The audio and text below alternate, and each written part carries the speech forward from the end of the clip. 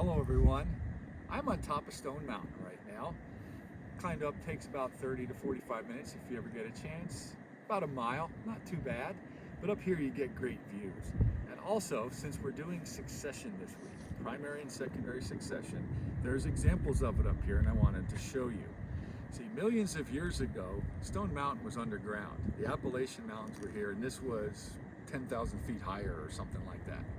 But over time, erosion took place and lowered them, just like all the Appalachian Mountains. They're much lower than they used to be. They used to be the size of the Himalayas.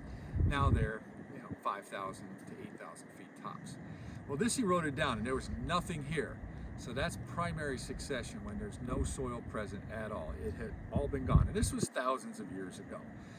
But eventually, small plants can come in, such as lichens, like these right here, if you can get a view of that.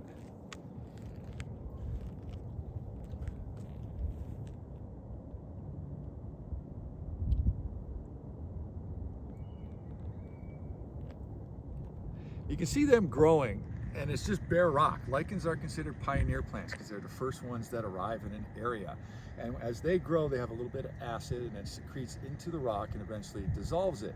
And as they die, also they create soil. And the soil accumulates in areas like this little depression here.